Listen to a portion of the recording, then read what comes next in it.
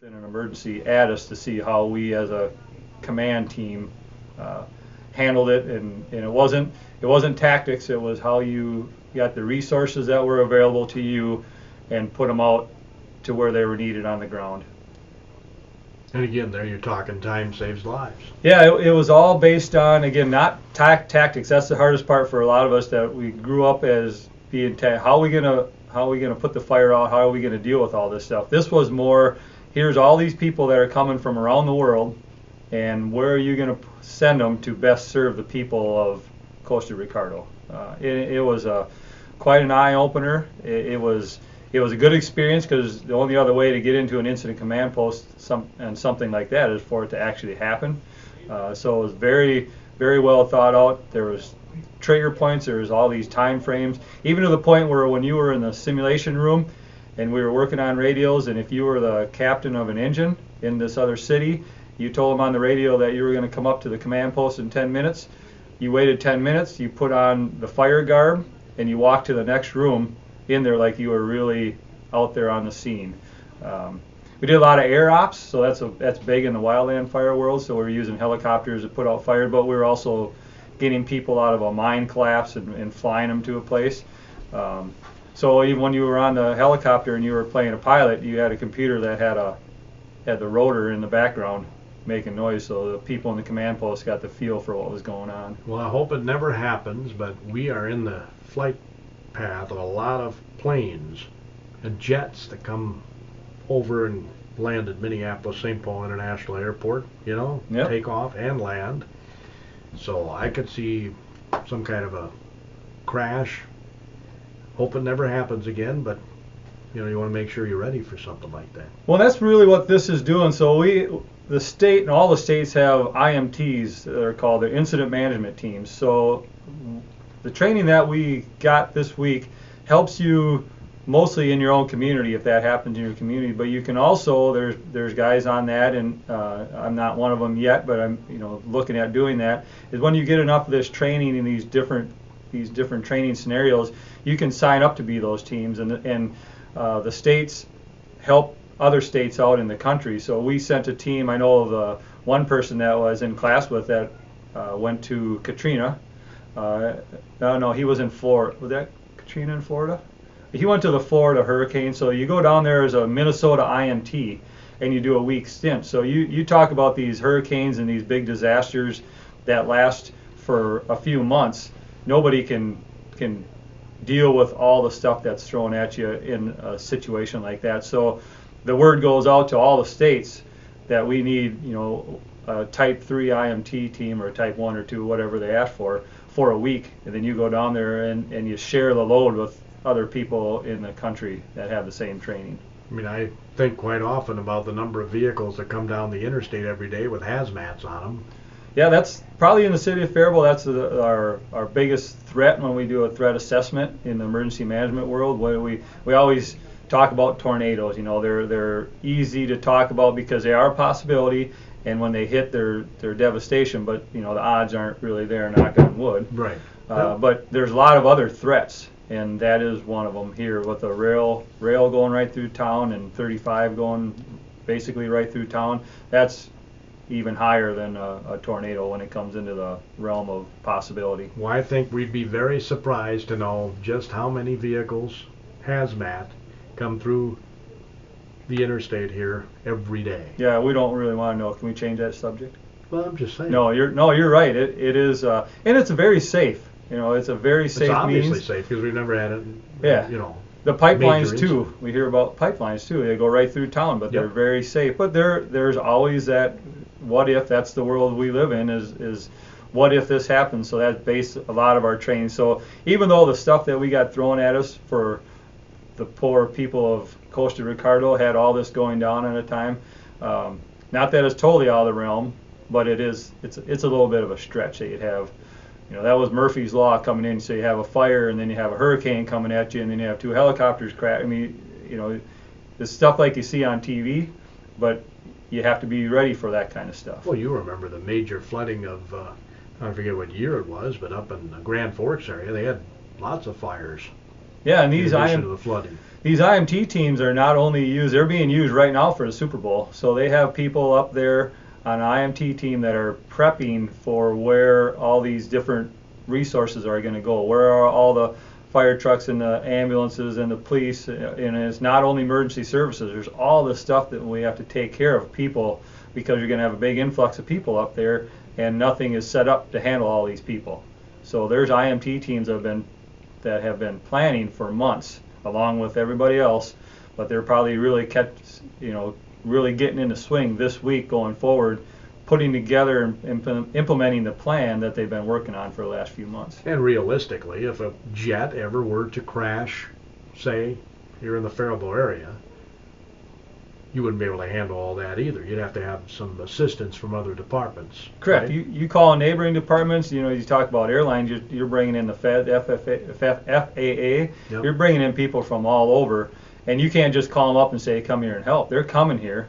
You have to give them direction, because even a terrorist or a plane or any of these things are, we like to say, they're local. They start local and they end local. So even though we could have somebody from Washington or these FEMA teams coming in, they're still working for the city of Faribault if it's our incident.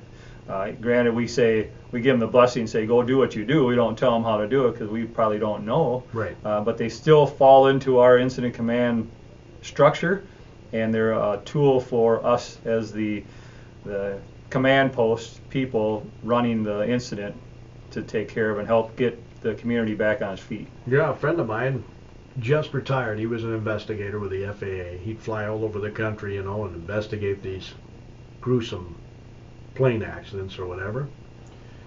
And now he's retired, but he enjoyed it. Other than, obviously there's some sadness involved in every one of those incidents. Right. A lot of the stuff we deal with, in the fire and emergency service world does have a sense of sadness to it. But we look to then, when that is over with, we go through the grieving process, but we look to try to better the situation so it doesn't happen again. And if we're not doing that, we're not doing our job. So lessons learned to try to make things safer. That's where codes and laws and all this stuff comes from, is following up when something bad goes wrong, to try our best to avoid that from happening again. So this training that you went at Fort Ripley, again, Dusty Dienst, Faribault Fire Chief, our guest on AM Minnesota today, this training that you underwent at Camp Ripley last week helps prepare you for something like that. You hope you never have to use it, right? Correct. Yes, it prepares you for any kind of incident. Now, we use natural disasters, but we know, and within that, there were some man-made things that we found out. They don't tell you that going into it, but it's really a process. The ICS Incident Command System through the NIMS, which is a National Incident Management System that we all learn under, is a dynamic and flexible structure that we can use for anything. I mean, we use it in a little way for Heritage Days, for any of these, like I said, the Super Bowl is using all of this. It's a structure that you can call anybody from the country in, and they understand the lingo that we're using. And there's an incident commander, and there's a ops chief and a planning chief. So there's all these sectioned out, kind of like an outline setup, and people know where they fall in, and they understand. It's what FEMA lives on, and it's the training they push out, so that we all understand what's going on when we call people in from all over the country. The bridge collapse was a perfect example. You had the Coast Guard, you had people coming from all over, but they all talked the same lingo, and when they came in and they knew who the ops chief was, an incident commander, and it helps flow through those details so you can get to the task at hand, as opposed to getting caught up in all the the definitions and who do I work for and all that stuff that doesn't seem very important when you have injured people out on the ground that need help. So if we have another flood incident, I mean, we've had our share in the last 5-10 years, right? Yep. If we were to have another flood incident, there are things that you learned here that you might implement? This helps immensely. So in my role, I've been an incident commander on different things, but I tried to take up a different role in the incident command post. Like at one time I was a planning person, another time I was logistics. I've never done that before, and I could be doing that for our city. I could be doing that probably more likely for another city to go help them.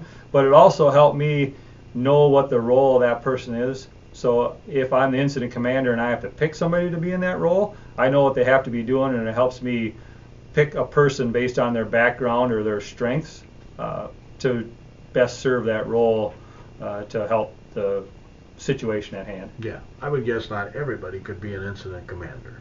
Not everybody is an incident commander, and not everybody can be a planning chief. I mean, you have to have some planning ability, logistics. I always think of certain people. Logistics is really the process of getting stuff. So if we need 3 backhoes and 4 dozers, I need somebody that knows where to get this stuff. And that helps be that person to understand even the people within our city employment, who is the right person. I've always had an idea that I know one person that would be great at doing that, and through my logistics stint this weekend or this week, it followed that up, that I know the person I'd still like to be in that role. So doesn't mean that we have people within our employment in the city that falls into all those roles, and then we call up and say, I need an incident management team, or I need a logistics person or a planning person, and that's the training that we get on a list so that we can help other communities when they need it, and they call up. Getting back to the flood, you had to build that that berm over at the water plant, right? Yes. You had to bring in trucks and trucks and trucks of materials to build it. You had to logistically handle all that.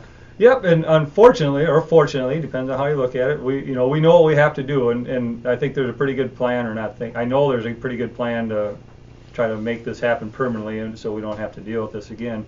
But we don't know that hasn't happened to us yet. There's still stuff that is coming, and there's still stuff that are coming for other communities. So in the emergency services world, mutual aid is a great thing. So I could be on an IMT team list, and it could help out Faribault, but I could also help out Owatonna, or for this matter, you could be going to Graham Ray to help because there's a big wildfire, and it's going to go on for weeks at a time, and these teams only work. You can't work for 72 hours straight. You work for 12 hours and you turn it over to another team and you go rest and you come back. So there's a lot of people that have to be out on the ground taking care of incidents, but there's a lot of people behind the scenes that are allocating these resources so they're not sitting around twiddling their thumbs, and they're actually out helping take care of the issue. Yeah, we're talking about a lot of hard work. Lots of hard work, and thankfully we don't have a lot of experience because we're doing this a lot. So the only other way to get the experience is this training like this that sets something up for you. So I can now say I was in ICP, Incident Command Post, for a week long at these different, and this is how I see it. I took pictures with my iPad and I have them on there, how I would set up the plans board and how I would do this and how I would do that. Things to fall back on in a time when, I don't have very good memory. So remembering all this stuff isn't that easy, but I got this whole file here full of notes, and I got my iPad full of photos to help my team out, whatever part of that team I am, to say, here's how we got to get the ball rolling until these people from the state or from the feds come to help. Yeah, and again, hopefully we never have to use it. Correct. We haven't had to use it, thank heavens. But the odds are going to say that someday it's going to happen. Yeah, and we can use even this training. So an incident management IMT team for an incident type 3 is like a wildfire or something. I would call a house fire or a commercial fire a type 4 or 5. So the 1s and 2s don't happen like that. Those are the Katrinas and the big hurricanes of the world. But the stuff that I learned will help me, and I'll take the training back to the guys at the fire hall and institute some of that. But it helps on the fires that we go on. It helps, this will help in my married life. Some of this leadership stuff that I learned to listen better, the communication role and all that stuff, we can use in everyday life. No, I like that idea. Again, Dusty Dienst, he's Faribault's fire chief, is with us. And if you missed the first segment of the show, we talked about making sure you get those hydrants dug out all the way around the hydrant, not just where they hook up the hose. Right. Yeah, we will, anything you do is great, but a nice circle around, you see some of them that look great and you'd like to take a picture of them, they're better from above, but I can't do that. But so people are doing great at it. We noticed a couple. You mean the city doesn't have any drones? They couldn't take pictures of it? Not yet. Interesting.